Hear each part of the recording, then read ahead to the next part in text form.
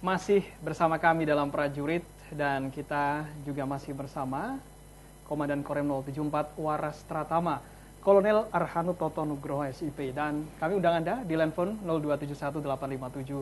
02718575555. Tadi sudah diceritakan, dijelaskan tentang sosok beliau yang asli Wonogiri dengan pengalaman bertugasnya di Kesatuan TNI ya.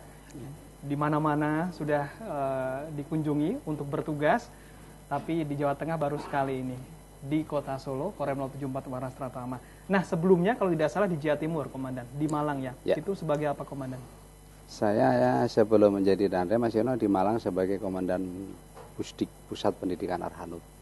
Ya. Pusat Pendidikan Arhanud. Ya, jadi di situ tugas saya adalah menyelenggarakan pendidikan, baik pendidikan pembentukan lanjutan maupun pendidikan pengembangan spesialisasi, khususnya untuk prajurit-prajurit Kecabangan Arhanud. Cukup lama di sana? Saya sekitar 1 tahun 2 bulan berada di sana. 1 tahun 2 bulan ya, kurang lebih ya, terus langsung ke Solo ini. Ya, langsung ke Solo. Oke, menggantikan Kolonel Infanteri Bakti Agus Fajari ya. Nah, ini kan pasti ada pemimpin lama diganti pemimpin yang baru. Ya.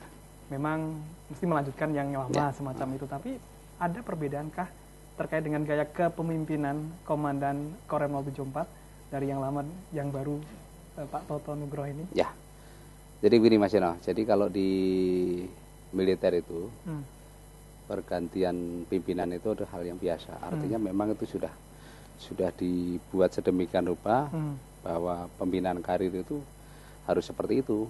Setiap perwira, khususnya pada unsur-unsur pejabat pimpinan, kita pasti akan melaksanakan tour of duty maupun tour of area. Kemudian satu kekhasan dari organisasi TNI khususnya TNI Angkatan Darat adalah ketika pemimpinnya berganti, komandannya berganti, maka program-program yang sudah berjalan itu akan terus berlanjut. Keberlanjutan program itu akan dipelihara, akan dilestarikan. Artinya tidak ada hal-hal baru yang secara radikal kita buat untuk situ. Gitu. Nah, berbicara masalah gaya, tipe kepemimpinan, itu kembali lagi kepada orang-orang memang ya. Leadership itu adalah seni. Seni itu berarti siapapun punya cara tersendiri. Saya sebagai koki, saya punya cara sendiri untuk menyajikan makanan, untuk memberikan fooding kepada prajurit saya, kepada masyarakat wilayah ex-Karisidenan Surakarta. Itu, tetapi secara umum saya menggunakan pola pendekatan baik kepada prajurit maupun kepada masyarakat karena saya berada di tanah kelahiran saya, Wonogiri, artinya tidak jauh dari Wonogiri. Saya menggunakan pola pendekatan filosofi Jawa bahwa kekeluargaan itu akan jauh lebih enak, ya, suasana kerja yang nyaman, kemudian suasana kerja yang enak, suasana kerja yang enjoy, itu saya buat seperti itu. Demikian juga kepada masyarakat, saya selalu membangun komunikasi dengan teman-teman dari media massa, dari teman-teman dari Ormas, dari OKP, dari teman-teman yang lain maupun dari kelompok-kelompok masyarakat yang lain. Saya mencoba membina itu dengan suasana yang enak, yang nyaman, tanpa kita membuat sekat-sekat atau batasan-batasan tertentu. Oke, baik. Komandan tadi sudah menjelaskan bahwa yang pertama dilakukan tadi ada komunikasi ya di stafnya Korem dengan komandan kesatuan di bawah Korem sudah dilakukan. Internal juga, eksternalnya sudah tokoh-tokoh masyarakat, tokoh-tokoh dari ex-Karisidenan Surakarta itu dikunjungi ya, Komandan? Ya. Tidak diundang ke Korem gitu? Saya datangi. Didatangi? Iya. Didatangi satu persatu? Ya, gitu, saya coba datangi satu persatu. Kalau siang nggak cukup waktu, malam saya datangi.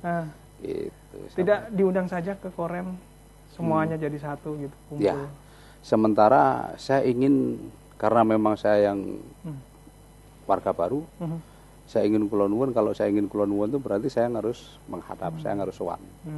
Begitu, artinya memang tugas saya sebagai komandan Korem itu bukan sebagai komandan yang saya harus memanggil beliau-beliau itu datang ke tempat saya, tapi saya komandan Korem 074 itu sesungguhnya adalah satuan atau satuan TNI Angkatan Darat yang bertugas untuk melayani masyarakat Solo Raya. Kalau melayani berarti kami akan mendatangi, begitu. prinsip saya begitu. Sehingga saya datangi satu-satu, saya bicara. Suatu saat mungkin setelah saya datangi mungkin akan kita ajak sekali waktu kita buat acara coffee morning di Korem, kita ajak kumpul. Ada masalah kita kumpul di mana, tidak harus di Korem. Bisa jadi mungkin kumpul di mana, ada pasar, ada tempat untuk berkumpul, kita kumpul di pasar sana, di mana ada masalah, kita berkumpul dengan komandan masyarakat yang lain. Ya, gitu. Komandan, Oktober kemarin sudah resmi menjabat sebagai Komandan Korem. Apakah ini berarti juga nanti program-program yang ada di Korem itu program baru dari Komandan atau bagaimana ini? Ya, kalau program pasti berlanjutan, Mas Yeno. Jadi dalam PPPA, petunjuk pelaksanaan program kerja dan anggaran itu dalam satu tahun anggaran sudah dipatok.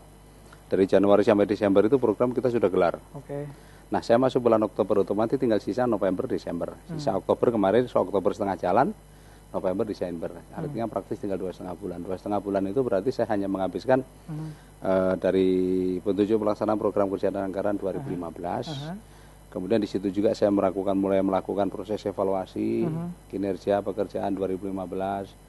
Kemudian di sini juga ini saat-saat sekarang juga saya mulai menyusun untuk 2016. Nah, 2016 itu pure saya akan susun program dengan mengacu tentunya dari kebijakan komando atas. Ya.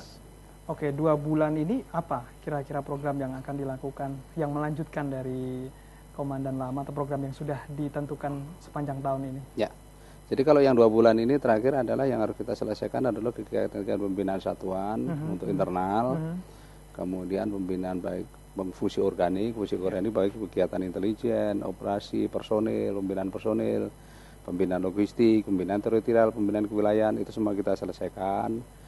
Kemudian untuk eksternal kita membangun komunikasi, kemudian ada beberapa kegiatan dari pemerintah kita membantu ketahanan pangan misalnya.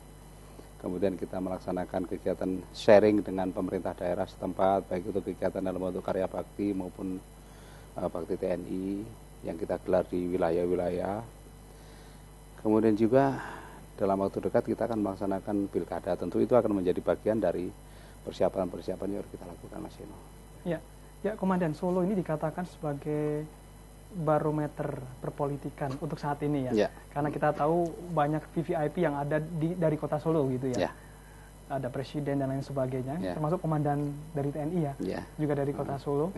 Nah, Solo juga dikenal dulunya sebagai kota dengan sumbu pendek. Banyak kejadian-kejadian yang ya tidak terduga, kerusuhan-kerusuhan pernah terjadi di kota Solo, baik pada masa mungkin sebelum tahun 70 ya, tahun 65-an itu, kemudian yang kemarin tahun 98 pada saat reformasi, pasca reformasi atau masa saat reformasi juga demikian, masih ada ingatan kita kepada kejadian-kejadian yang sangat tidak diharapkan terjadi.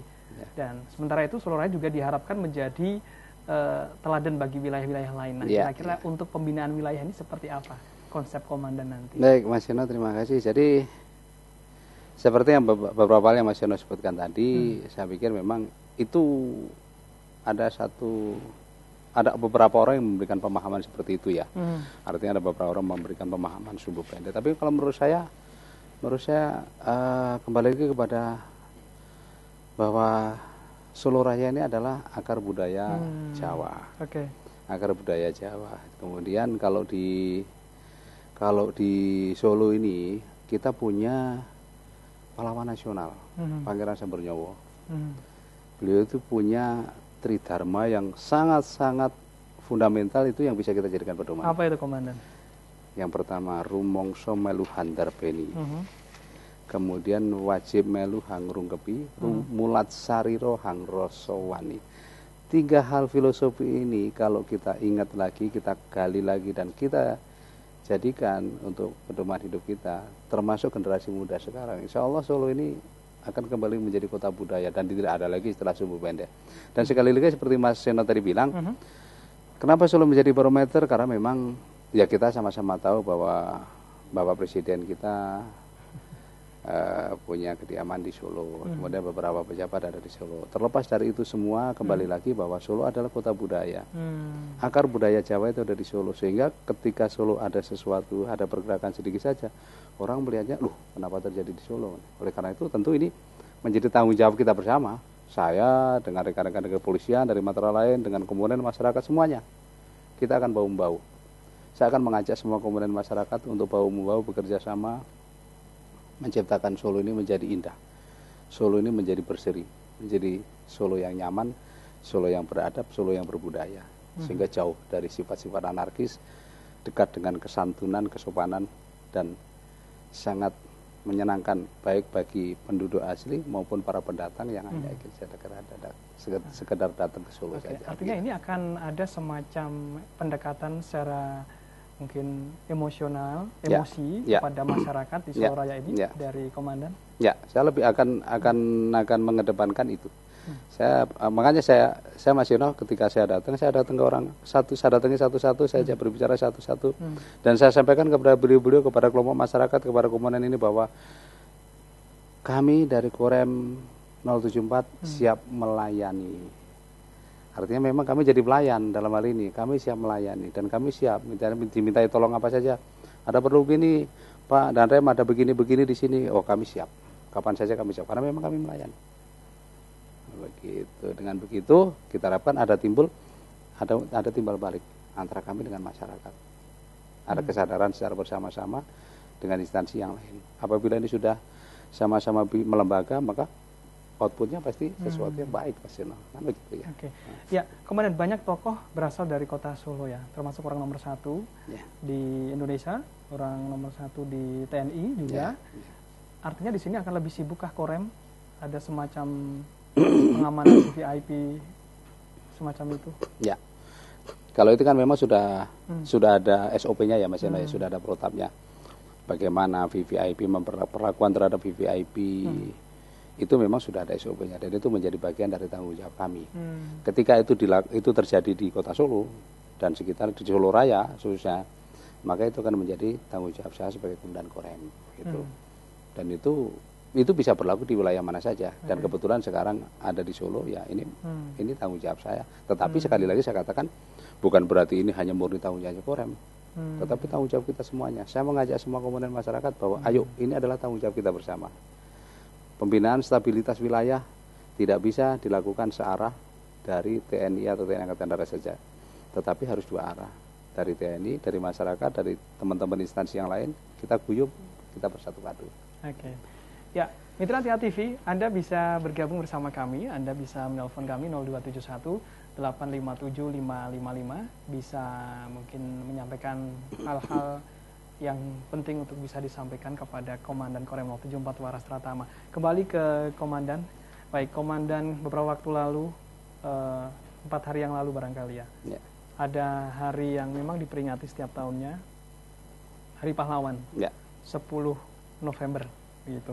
Nah, kira-kira mungkin bisa dijelaskan dari Komandan ini makna Hari Pahlawan. Makna Hari Pahlawan yang terpenting adalah bahwa kita sekarang bisa menikmati kemerdekaan, kita sekarang bisa duduk nonton TV dengan nyaman. Itu karena jasa para founding father, para pahlawan. Tanpa kerja keras para pahlawan, mungkin kita tidak akan bisa menjadi bangsa Indonesia seperti ini, Mas Yono. Nah, yang pertama. Yang kedua, nilai-nilai kepribadian, karakter kepahlawanan itu yang harus kita lestarikan dan kita tradisikan kepada generasi muda. Nilai-nilai semangat berkorban, nilai-nilai patriotisme, semangat nasionalisme, semangat pantang menyerah, semangat tanpa pamrih, semangat hanya ingin mengabdi untuk bangsa dan negara. Kita ingat Pak Dirman waktu akan melaksanakan gerilya.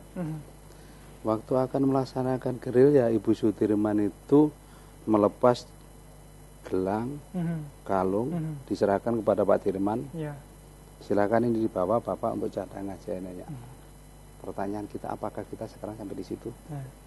Gitu. Mungkin kita tidak harus seperti itu, tetapi paling tidak nilai-nilai pengorbanan inilah yang harus kita akomodir, kita harus kita aplikasikan dalam kehidupan sekarang, Mas Ino. Saya pikir begitu. Di samping beberapa hal tentunya, yaitulah pahlawan itu adalah pahlawan. Kalau Presiden Soekarno mengatakan jas merah, jangan sekali-kali melupakan sejarah. Salah satu bagian dari sejarah adalah pahlawan. Itu. Baik, Komandan, tadi disebutkan bahwa ada nilai-nilai rela berkorban di situ ya. Kalau dulu kan itu zamannya memang masa-masa perjuangan untuk meraih kemerdekaan, mempertahankan kemerdekaan, karena masih setelah merdeka masih ada agresi militer ya, dari Belanda dan lain sebagainya. Nah, kalau konteks sekarang ini kira-kira rela berkorbannya untuk bisa menjadi pahlawan itu seperti apa? Mungkin bisa di-sharekan agar masyarakat bisa termotivasi ya. Tidak sekedar pada saat sekarang ini hanya upacara Hari Pahlawan, tapi tidak benar-benar bisa memahami apa pesan di Hari Pahlawan itu. Jadi sebenarnya pemahaman rela berkorban itu bukan hanya kita mengeluarkan uang, kita kasihkan negara untuk membangun, sebenarnya bukan itu, tetapi bagaimana kita memberikan nilai-nilai pengabdian kita untuk kepentingan bangsa dan negara. Dalam hal yang paling kecil sekalipun. Kepada teman-teman yang sekarang nongkrong di teman-teman yang mohon maaf, teman-teman yang kerjanya mungkin di pangkalan ojek. Dalam kapasitas sebagai tukang ojek, ketika malam hari masih mau mengantarkan masyarakat dari satu titik ke satu titik itu kembali ke rumahnya, ini sudah mengorbankan waktu walaupun mendapatkan imbalan. Tetapi mungkin imbalan kalau dinilai dengan waktu, dengan dinginnya, dengan malamnya mungkin tidak berimbang. Ini adalah sebenarnya sudah merupakan nilai-nilai pengorbanan. Seorang generasi muda, seorang mahasiswa ketika waktunya belajar, dia mencoba untuk meng-create ilmu akademik yang dimiliki dia itu untuk menjadi satu tahapan ilmu lebih aplikatif lagi, atau mungkin dia membuat satu kelompok tim, mencari sesuatu, menemukan sesuatu ide yang baru, dan itu bisa memberikan solusi untuk memecahkan masalah di dalam masyarakat. Itu sudah nilai-nilai pengorbanan. Dan itu kalau menurut saya itu sudah termasuk nilai-nilai kepahlawanan. Pahlawan, kalau pahlawan pembangunan, pahlawan di era sekarang, tidak ada lagi pahlawan membawa senjata, tidak ada lagi pahlawan bambu runcing. Tetapi dalam segala aspek kehidupan, dalam semua pekerjaan kita, ketika kita bekerja dan kita mau berpikir bahwa saya bekerja, saya akan gunakan kemampuan saya untuk membantu negara ini. Itu sudah nilai-nilai kepahlawanan. Semua bisa jadi pahlawan dengan adanya pengorbanan untuk bangsa dan negara. Betul, Mas Yono, di bidang masing-masing. Betul, Mas Yono. Baik, kita jeda, nanti kita akan lanjutkan, dan pemirsa TA TV, kami harapkan Anda terus setia bersama kami dalam Prajurit Kami segera kembali.